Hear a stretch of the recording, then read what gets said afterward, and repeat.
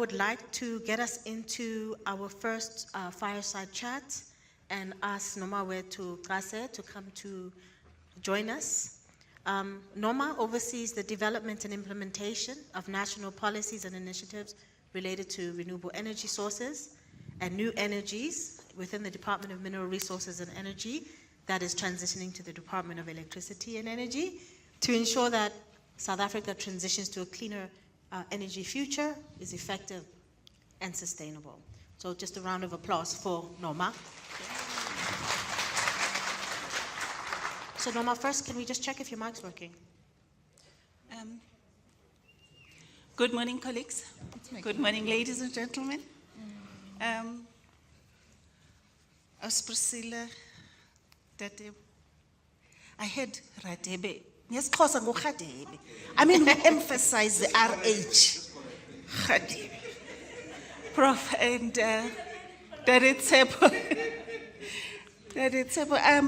I feel totally privileged to have been invited here. And for that, I would like to thank Xolim Kwanazi for ensuring that I am here. We met at the Sawia event, Women's Day event, and she decided I deserve to be part of this room. And I dare say I am not leaving. I'm here next year.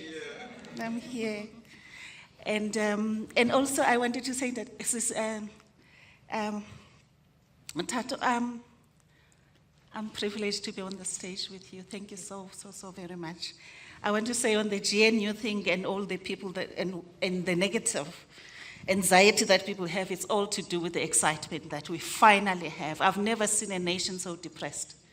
But I think all of us in this room, we can feel the energy levels going up. And I think it is that anxiety that makes people worried. But let's keep the excitement, let's keep the focus. From my side, we're looking at the tools, so I want to look at the South African Renewable Energy Master Plan as a tool because it is one of the initiatives that we want to start socializing. So I am going to be talking about the South African Renewable Energy Master Plan. It is a co-created project or initiative with industry, labor, and industry/business, civil society, as well as labor, where the focus really is on us saying we started the renewable energy journey. And renewables are just like women. At some point, they were marginalized, right? So we are bringing them up. So it means I've always had to fight to belong. So renewables started off in 2011, and we're bringing them into the mainstream. So the focus at first was to get inside. But now we are saying in 2024, 2011 was decades ago, right? So now 2024, what we are trying to do is to say, we wanted almost like proof of concept. Now we're at the stage where we are saying, these things work, therefore, they can do more. And we want to showcase the more that the renewables can do in terms of now focusing on not only contributing to the energy mix and energy security, but now we are saying with renewables, we want to ensure that we also contribute to economic growth. Holistically, let's look at them and say, you can do energy security, but there is a massive problem of unemployment in the country. So what can renewables do? And then we are looking at the value chain, and that value chain starts from conception right up to the end of life. So with that, what we are then saying is that our focus, because the master plans are part of, or are driven by the Department of Trade, Industry and Competition, and the focus there is on industrialization. So we are then saying what parts of the value chain can be contribute to industrialization. And so the core of the master plan is on manufacturing value chain. And we decided that for now we will be focusing on solar PV, wind, as well as battery energy storage. value chains. It's coming together nicely. So within that, I think what we want to take from the master plan is that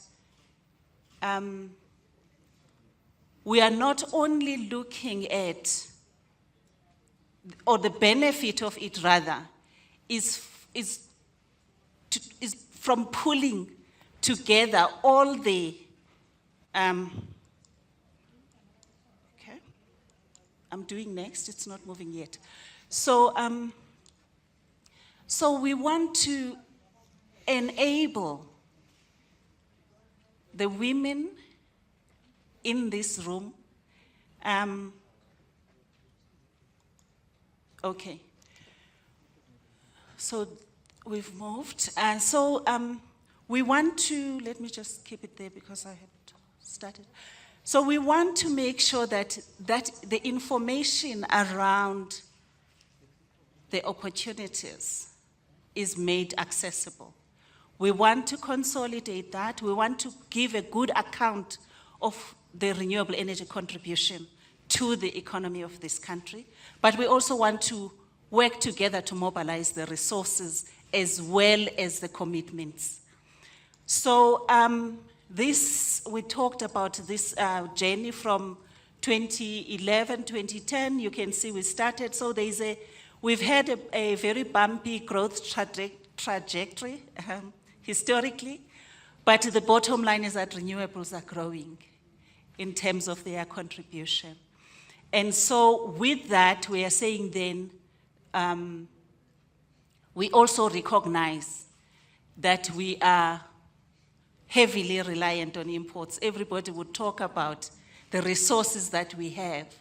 And yes, we have the natural resources, but the conversion technologies is what makes us continue to depend outside. And so it is an impact.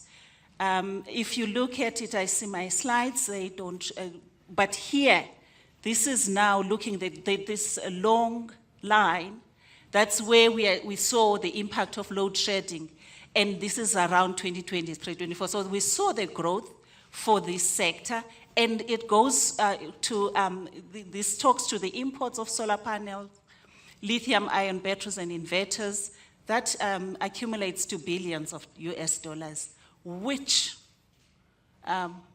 monies, some of them we would like to be here. We would like them to circulate in this country and grow this economy. And so anyway, I've indicated what the master plan is, the vision. They are all done like this. Each time you see a master plan, there will be a house. It is those pillars at the bottom that we are focusing on. All of them have to stand for the house to continue to stand. So our vision is basically the industrialization of the renewable energy and battery storage value chain to enable inclusive participation in the energy transition, serving the needs of society, and contributing to economic revival, because that's the key. Any country that has over 30% unemployment, most of whom are women and young people, has to be concerned. And so it is, I mentioned that this is co-created, so there was a precondition. DTIC frames these as bring and buy. And so for government, or particularly the department I represent, the demand from the stakeholders was that factories cannot be built if we are not consistent and committed to deployment of renewables. So the precondition is that there must be a minimum rollout of at least 3 gigawatts per annum, ramping up to about 5 gigawatts per annum by 2030. So a stable demand is important that breaks away from those stop and start patterns. It has traumatized the sector, the fact that between 2015 and 2019, there was that sort of stalemate. So we need to be, there's also a need for ambitious supply side support. And we want to ensure that the whole value chain ecosystem is geared towards the development of local capacity and capabilities. So I spoke about the value chain, and I indicated that our focus is on manufacturing. And so we identify the green is the area where we are focusing on as a master plan, focusing on the key inputs, technologies and systems, and then what those who are playing this, participating in the IPP space would know more about the balance of plant, looking at construction, civil works, as well as electricals. But we want really to make sure that at least some of those components are made or produced locally. And so there is, most of the time when we persuade one another, we need to be able to say, but who can do it? So we are saying there is an existing core ecosystem of manufacturers that we can look at what they are doing and also look at what at the whole value chain and find our own soft spot or niche. And within that, I copied. I thought, yeah, when you're presenting in a different place, I had written. So this slide, I've stolen it. I've borrowed it from Francis Jackson from Green Cape, who was the first person to assist the sector with the development of the master plan. And so he presented this to the Women Economic Assembly. I think it was last year, because Ms. Betha Dlamini had put it together. And so this for me was important because it showcases what are the opportunities and recognizes the fact that this sector is currently dominated a lot by international companies, international OEMs. So then how do we work with them? So you could be partnering, we could be working as subsidiaries, you could get licenses to provide the services, but what can be done? And I think sometimes we tend to undermine the value of local assemblers. So all of these are the opportunities that have been highlighted by Green Cape, and then I thank Francis Jackson for that, for putting this together. And then this one, so we talked about the pillars. So for this one, this is just an understanding of SAREM in a slide where the 4 pillars, now we're talking market demand. So for us, the master plan is about what are the interventions we can make as a collective to ensure that there is effective participation and that this sector contributes in a way that fulfills all our aspirations. And so then I talked about the precondition, but here we are then saying, in addition to that precondition, there is a need to clarify the market, because in order to build factories, you need to know what's in the pipeline. And for that, because it's multiple stakeholders working together, we know for government, the IPP office will release once there's a determination, right? But we also need to know what is happening, what is coming up from the private sector. We are also looking at addressing the cross-cutting issues around the physical market infrastructure. And then we are looking forward towards supporting demand from also the power to X markets. I think, Priscilla, I could not mention that because you said you're passionate about green hydrogen.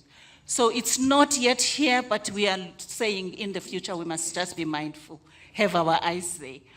And then in terms of capabilities, these are the supporting interventions to the core of the industrialization components. And so capabilities, we're looking at mapping and building skills. There is work that is being done by, I saw Paul in the slide that was flighted, the video. And so the EWCTA will be looking at, deploying that matchmaking platform so that people know we have a big problem with unemployment.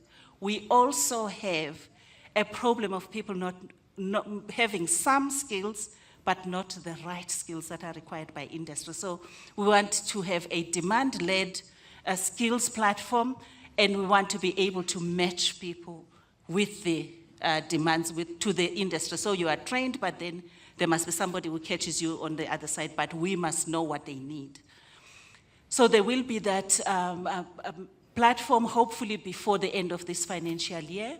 We want to, so if you look at it, we've got about 49 interventions that we have prioritized. Out of those interventions, I tried towards the end of this slide to just select a few to just say, where do women feature in the master plan as a tool for embedding women participation. So we're looking at fostering technology upgrading as well as commercialization. Then in terms of the core of SAREM, it's important that we establish very clear localization objectives. We also have to ensure that we align industrial policy and programs with localization. I might come back to this one. So one of the initiatives in the past used to be the 12I incentives that provided finance.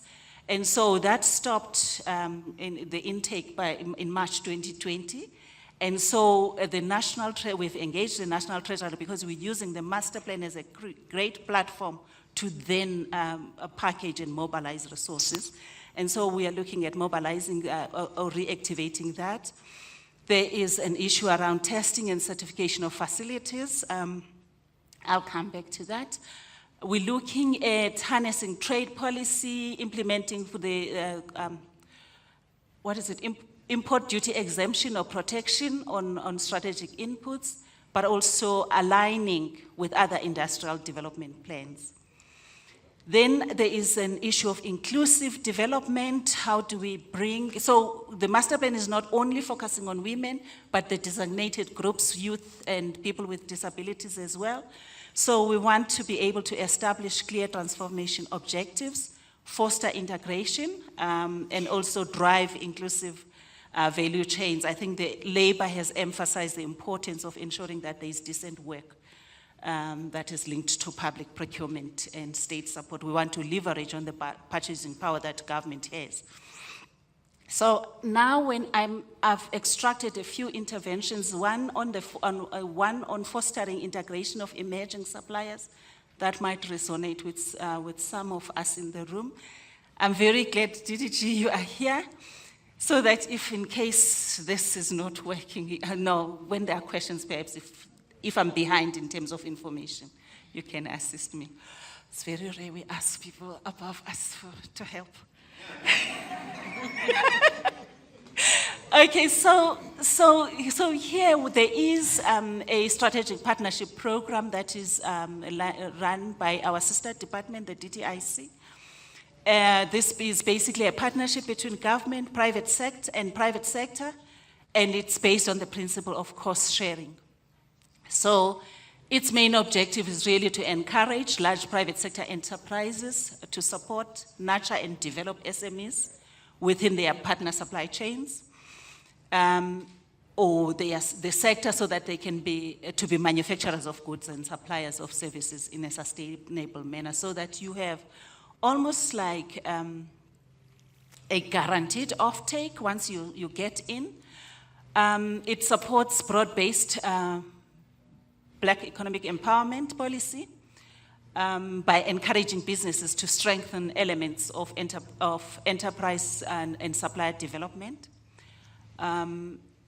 So I've indicated here what is eligible for support. Is machinery, equipment, tools, infrastructure, product or service development, information communication, all operational costs, as well as business development services. At the end, I am indicating where you can find that same information for your convenience. I spoke about the cost sharing there. There's a 50-50 support, government and the sector, towards manufacturing projects, and also for projects that manufacture supply chain related services at 70-30. There's a cap of 15 million. And it's also indicated that that funding is also, the amount of projects that can be funded is also depending on the availability of funds. We also have our own IDC that has support mechanisms around import replacements, localization, and exports to the rest of the continent. Then I've prioritized this because in that WIE thing, the Women Economic Assembly, this development, as well as during the development of SAREM, the issue of the sector charter is a big priority for supporting socio-economic development. So I just want to indicate that the IPP office under our department is developing that sector charter. And the way, what is expected from WICONA's side, WICONA's side, yes? Yes, so what they want is that this sector charter must address how renewable energy sector should be transformed, looking at issues of access to market, finance, skills development, and technology. So those are the things that we may expect to see when that sector charter is developed with participation from industry. There is a women empowerment and gender equality strategy that has been developed by the department. This would be, in addition to SAREN, would also be used as an execution tool for that particular sector.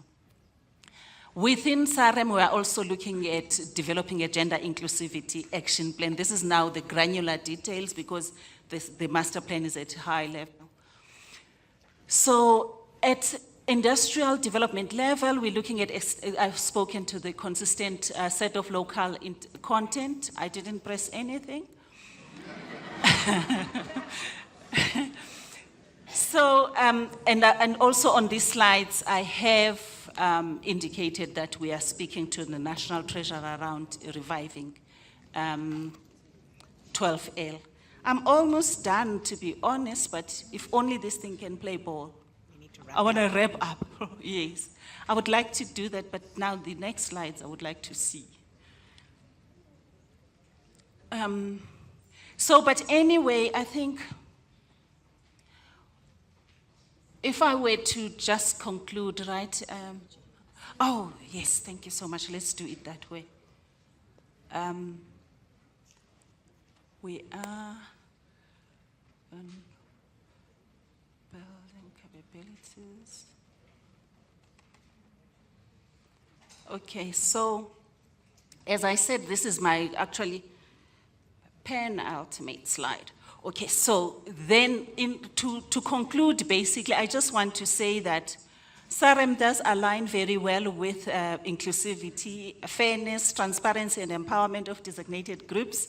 It was important that I put it up because I've quoted the moderator saying, gender mainstreaming is important in electricity value chains, and it must happen across various dimensions of empowerment. So I liked the way, Ntato, you outlined the value chain from policy, legislative, and regulatory levels right up to bilateral and multilateral engagements and energy diplomacy, if you can remember that on your corner.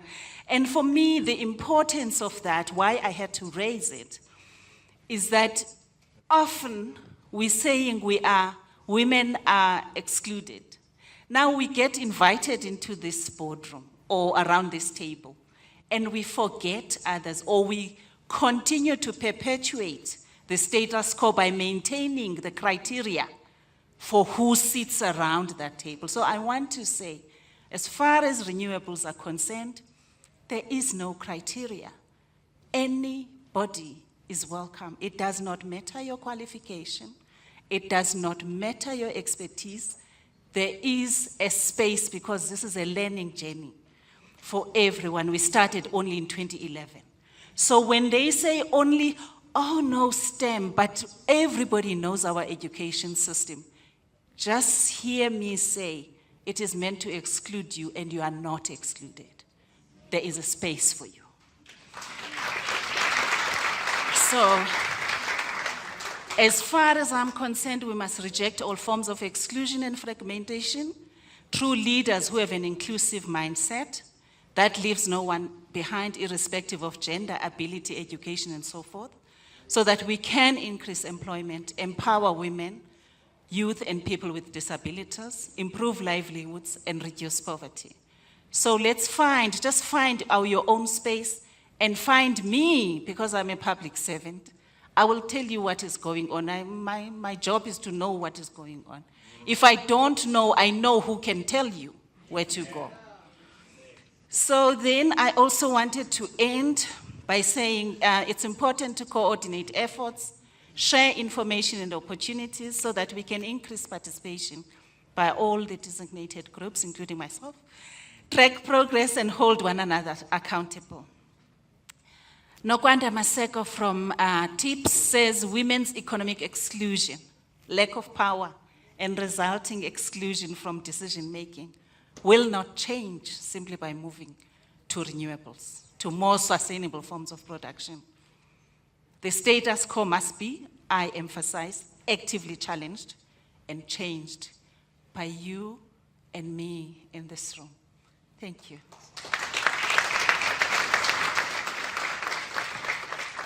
I'm going to ask you to stay on the stage as I call through our next speaker, the Acting Director General of the DTIC, Ms. Malebu Mabije Thompson.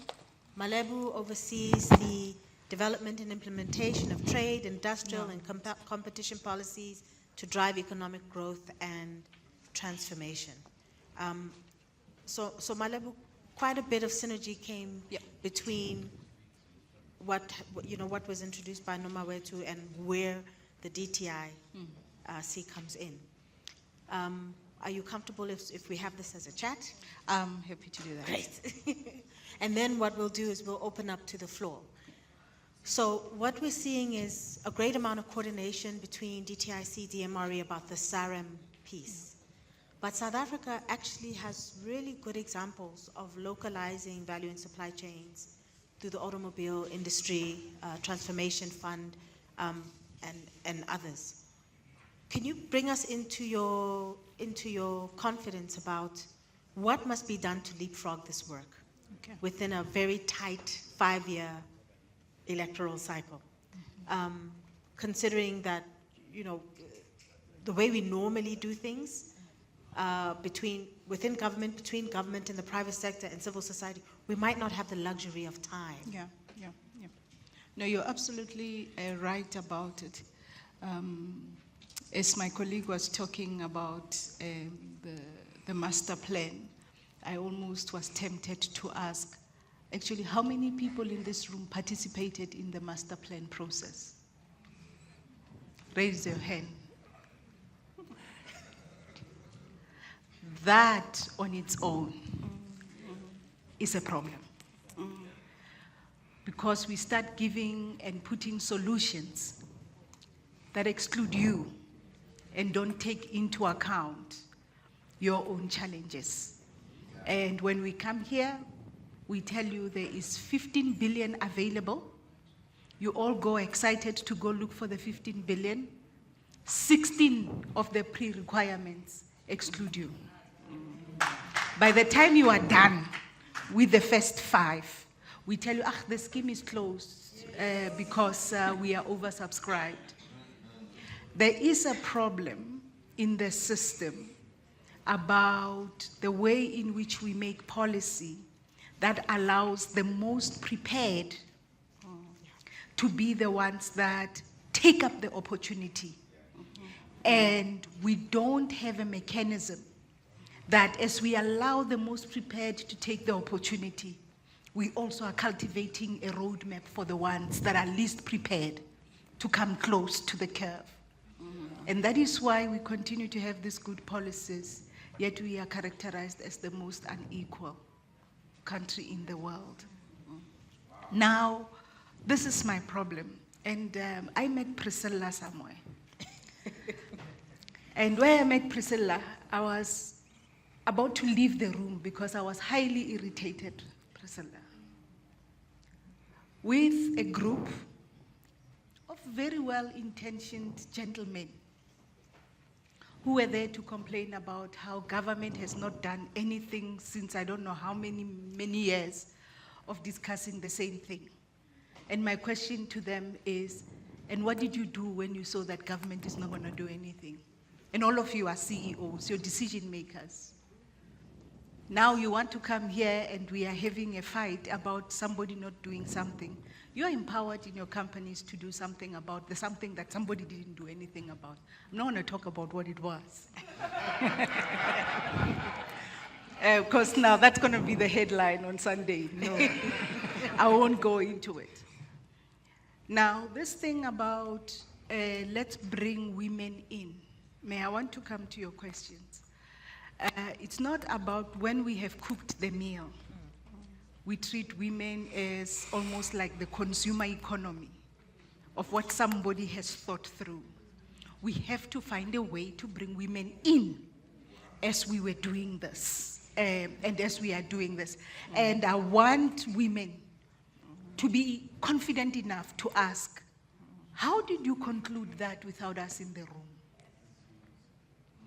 And that the women in power, when we walk into those rooms, and you know, these are well-intentioned South Africans, but they are not representative of South Africa. We are able to say, we can't come out with a master plan with just you. If nothing else, go get the rest and bring them in the room.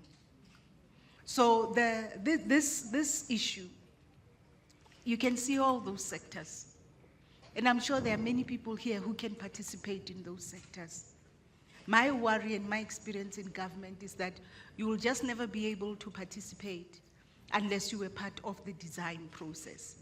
And most of the companies that are sitting in the JSE, most of the companies that are big procurers of Eskom, of Transnet, and everyone else, they are sitting in those boardrooms, making decisions that effectively are excluding yourselves. What do we do about it? Being a woman is not a market failure.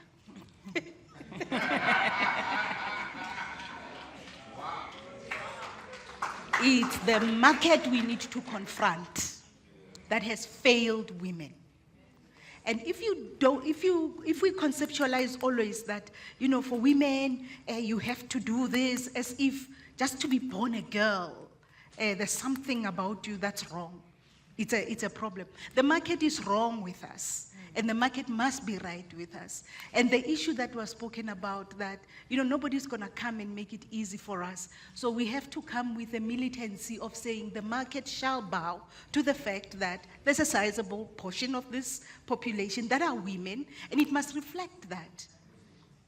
And then when you hear somebody talk about a master plan, write to the DG of the DTIC and say, and how many women are sitting in that master plan of yours? Because until you bring it to us and it becomes part of us, it's just your master plan in your little corner. Women engage differently to men. We tend to be a more communal, a more social way of doing things than men who sometimes hunt alone. But the market has forced us to think that we don't like each other, we gossip, we do. No. When a woman has a heartbreak, all the friends are going to know. Why? Because we are that way. And even in business, we can be that way. But when you go to Standard Bank and they just want to do an assessment of just you, because this is how this thing has been structured, it becomes difficult for us to engage meaningfully with the system. Why is it that up till today we have a presentation like that? We know that in this country there's 800,000 stockfields, most of whom have women participating in them. Nothing of that talks about how this important social economy that is managed and ran by women in rural areas in particular, are not part of this thing. Why? They don't have the sun in the rural areas? So it's those things. That's why it's important to understand that when we're talking about women empowerment, it's not because women have failed. It's because the market has failed us. And then we go to the market and we say to the financial services, you will stop this thing that when you engage with us, even in this 800,000 stokvels that we have, all you do is give us bank accounts. But you, the financiers, are financing the IPPs. When you finance the IPPs, you don't think about us and what it is that we can do. Yet there's a financial sector charter somewhere. That financial sector charter is supposed to help us engage meaningfully in the financial sector. I don't know how many of us here as women have actually just read that thing. And I'm from the DTIC, so I have to be careful how I criticize it, because I see that camera. But this is the thing. That thing is about how financial services, as they currently are, must be made available to us. It talks about ATMs coming close to us, as if for us money falls from the tree. It doesn't talk about how do we make productive livelihoods that allow us to interact with the ATM meaningfully. Now, I am raising these things to say the way that we engage, we should not allow the market to tell us that we've engaged incorrectly. You need to run by yourself and do these things by yourself. Most of these things are very hard because when you run by yourself, you're literally the only woman in the room. And when you're the only woman in the room, trying to convince a room full of men on how to change something, you will win the first battle. The next meeting you're not at, they make sure to reverse that same winning. So you'll never be able to do it alone. Therefore, we have to take our institutions, our structure of engagement, and push it to the systems. What am I saying to us? I'm saying if our grandmothers managed economies, that may not have been counted by Stats SA through stokvels. What is so difficult for us going back to the stokvels and saying that stokvel will allow me to enter into this energy space, not buy me groceries for December, not buy, help me pay, no, maybe not lobola, right? No. But not just those things. Those things are important, right? Some of them are really social fabrics of the kind of society we live in. Not just about funerals and all of those things, that they also take us into economic emancipation that we so demand. And therefore, when you come to me in the DTIC, you come to me and you say, we are sitting with 15,000 women who are ready to participate here.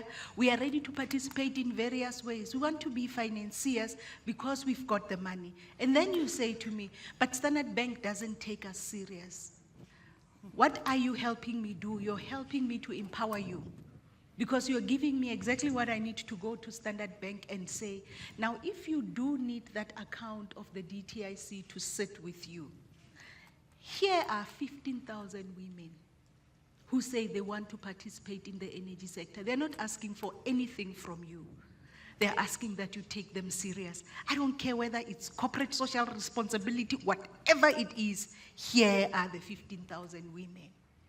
And then we've created a value chain that helps us to bring each other in. It's no longer about that one is in, they must just mention the name of the other people. No. It's about us now bringing in a society that helps us to do these things. Saying Standard Bank, not because Standard Bank has done anything, just a reflection of the banking system. Similarly, to the IDC, not just because the IDC has done anything, because they are now a representation of our development financial landscape in South Africa. We do need to have a chat with the JSE beyond these annual things that we do in August. A chat that says, and so what does it mean about the institutions that matter to women? And then we allow August to help us celebrate the things we have achieved, not all of us complaining about what we have never done. I am so sorry. Yeah.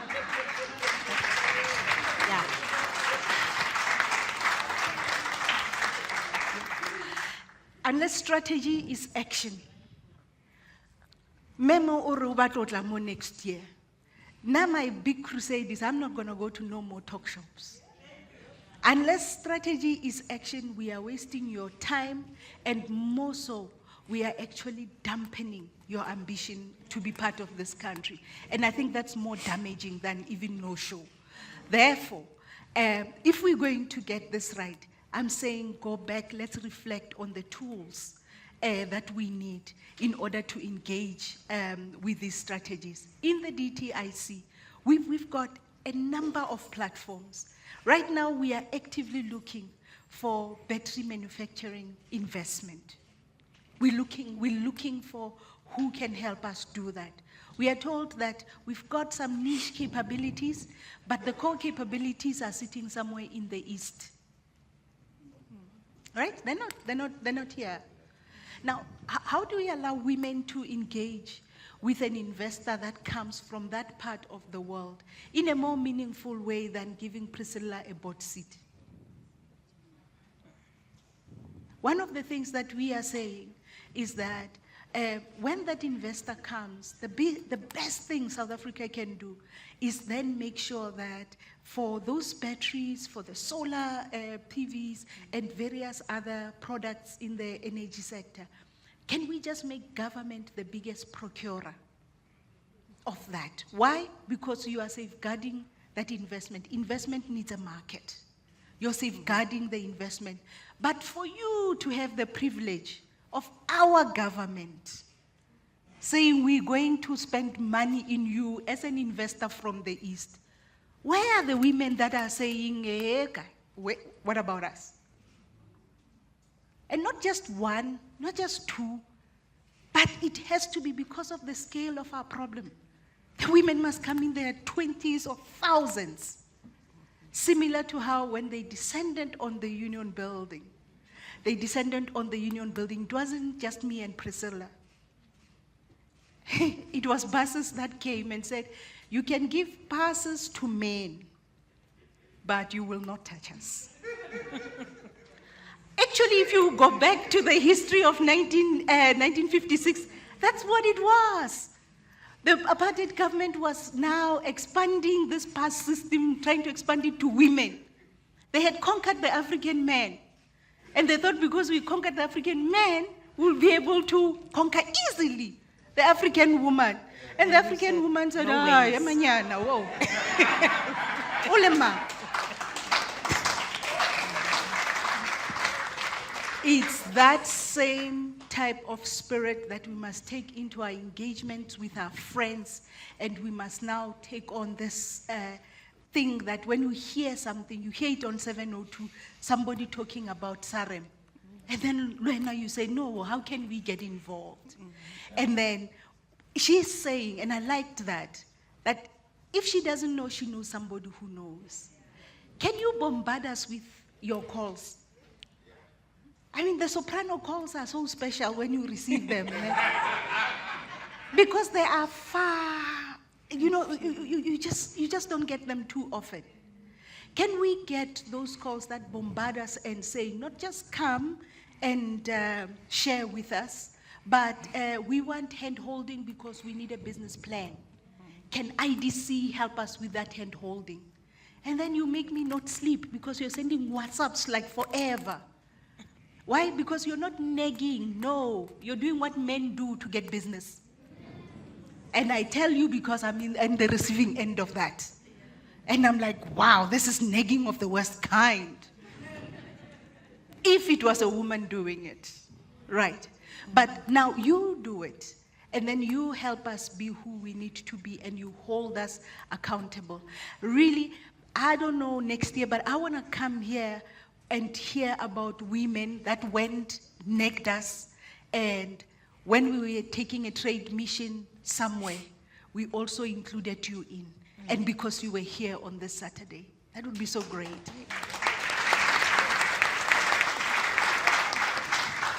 So Malebo, I think you've been holding on to that for a bit. For a minute. But while she was speaking, I quickly Googled. The size of the Stockfile market is 30% of the Jet Partner funding. Yep. 45 billion rand. Yep. Jet Partner funding is sitting about 150 billion. Yeah. Jet P, sorry. not the full program. So this is real money. And then it begs the question, okay, where else is women's capital concentrated? Pension funds, institutional fundings, unit trusts, where taxpayers. Yes. But how are we organized to leverage where our funding, where our skills, where our networks are concentrated to be participating en masse in the just energy transition? I think this is the challenge you're giving us. Yes. Because you're saying government is going to government. Yes. But how do you woman? What is womaning? What does that look like? We have a few minutes before we go on a tea break. So what I want to do is actually put this out to the audience. I think we will only really have time for 2 or 3 questions and 1 questioner, not a dissertation, not a 5-part question. 1 question or comment that we can then get Malebu and Noma. Nomawetu responding to. I see a hand on the right here. So actually I've seen 3 hands on this side. There's 1 in the middle. There's 1, we have 1 in the front and 1 at the back, and then we're going to close. So there was 1 in the middle there. Yeah, it's not a question. And please, can you stand up and share with us who you are and what you do? I'm not going to tell you what I do, but So how do we link up and make it work? I'm Norma, left hand or right hand, Okay. something like Oh, that. dear Marie. Dear Marie. Yeah. I just want to say, I think, Norma, when you come next year, you can come with those women.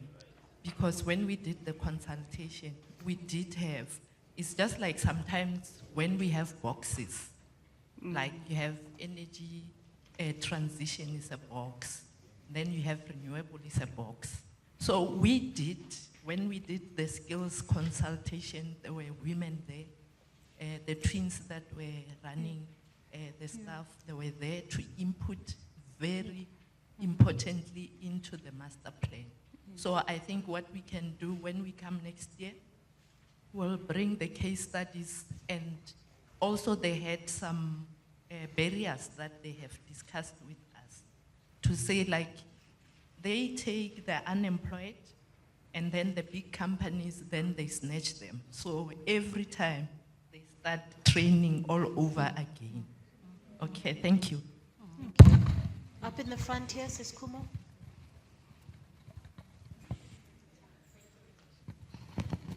Thank you very much. I'm so excited to hear from you, DTI, because a few years ago, I told the DTI never to invite me to any event because we had gone through a 2-year process of talking to the DTI on how they can truly empower women, where we were engaging them, where we were preparing ourselves for the opportunities that were coming. And then 2 years later, there was a complete change, and then they brought in another white man to come and ask us, what are the challenges that you are facing in the energy sector? So I said, never, ever invite us. And I think I made a mistake because somewhere, I don't know when did you go to DTI, but I think people like you are thinking like people like us, where we are saying the DTI policies, the policies of this country are mismatching what we're doing on the ground. Yes. We are associations that are formally constituted, but when invitations go out, including the DMRE, they will avoid people like us. And you will not know who actually was in the room. And they will exclude people who actually are on the ground trying to implement government policies. And in the room, you will find 90% of government employees. And the reason for that, I concluded, is that if there's going to be opportunities, then those government employees want to be ready to talk to their friends, to be ready for those opportunities. And that is why business is not included in those forums. But I would like to be invited by you. Thank you very much.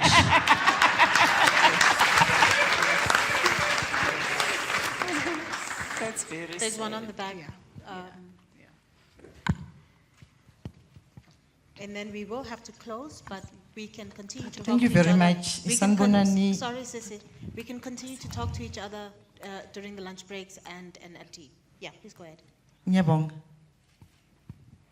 I would like to firstly greet Izimpogodo and say good morning, Bomama.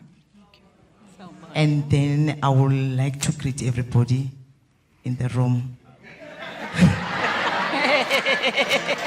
Everybody else. That's how special we are. My name is Ntometlem Somi. I'm from the Gauteng Provincial Treasury. I'm here on both personal and official capacity. I welcome the presentation, a very progressive presentation.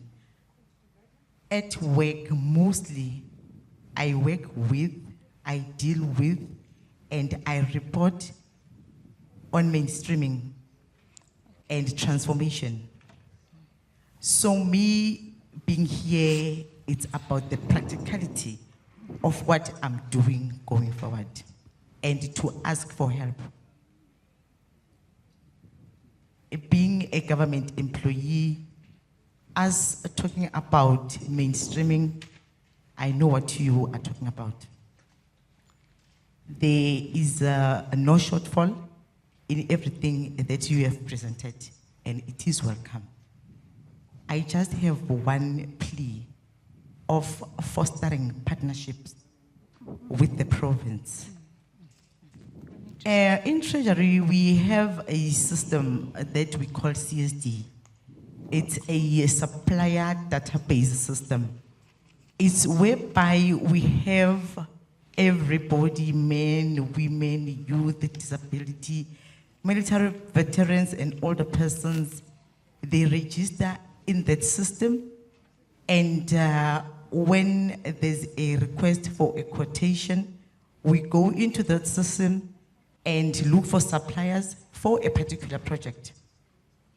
Then unpracticality about the system is that we're having more than 20,000 people registered in the system.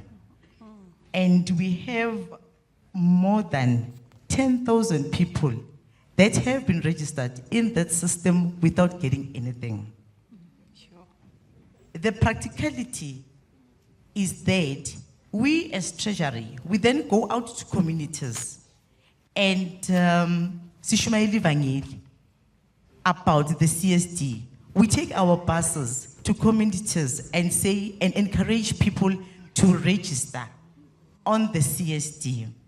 But then, at the back of my mind, if August was a Women's Month and we go to those communities, we are encouraging more women to register on that system, then the question from myself personally, when are they going to get an opportunity to supply anything for any entity, whether it's going to be government or anything else? But then the solution is one. We have people like yourselves. We have a department like yourselves. Let us partner, colleagues. Let us have tangible, implementable plans going forward. When we are saying we have the 5 years, and the 5 years we have to compress them and have something beautiful for everybody, for every gender. Let us then go into partnership. Let us then sit down. Let us have a plan, or let us implement what you have. Tina sijobelele. Thank you very much. Thank you. Just in wrapping up the session, because we do have to stick to the program, just a number of things, and then I'll just get on to some of the admin. But we know that as a country, we can't focus on everything. I mean, those slides were full. We do well when we focus on a few things. We collectively ended load shedding. It was one thing, but it had many levers to unlock it. I mean, I had the privilege of sitting in COM and listening to departments that had, DGs, including Umalebu, that had never had to own the individual lever in their department to unlock a systemic issue in ESCOM that was leading to load. I had the privilege of watching them collectively identify and unlock the levers in their departments to deal with one singular issue. So we do best when we're focused. Not when there's 1,000 things on the table, because where do you start? Everybody's all over the place and we're fragmented. And one thing coming out of this session is, where do we focus? Where do we focus? And it's not to focus into perpetuity. You just need to focus to establish new ways of doing, new practices, new mechanisms, and then you can do that at scale across many other areas. So the 3 take-homes from this session is: 1, being a woman is not a market failure, it's a market opportunity. We need to leverage women's mechanisms to participate in the energy transition. But we need to know what they are, how they work, and how to insert them into the energy transition practically. I have the privilege of having worked for multinationals, having worked for ESCOM. I can tell you it is very easy because you're already inserted. Yes. So there's nothing you have to do other than to identify your agenda and come to the meeting. But in this case, women need to be clear. What mechanisms do they have to insert themselves into the design of systems and processes within the energy transition space? And then how do we show up at scale with a mandate? Because what multinationals and what constituencies do is they come with a mandate. They say, I represent all of these people here. They form institutions for themselves. They form lobbying and advocacy groups for themselves. And then, government says, okay, we can't speak to you one-on-one. Come collectively. But what are we collectively? What does that look like? Which takes me to my last point is, all of us need to think through the course of today. What does womening in the energy transition look like?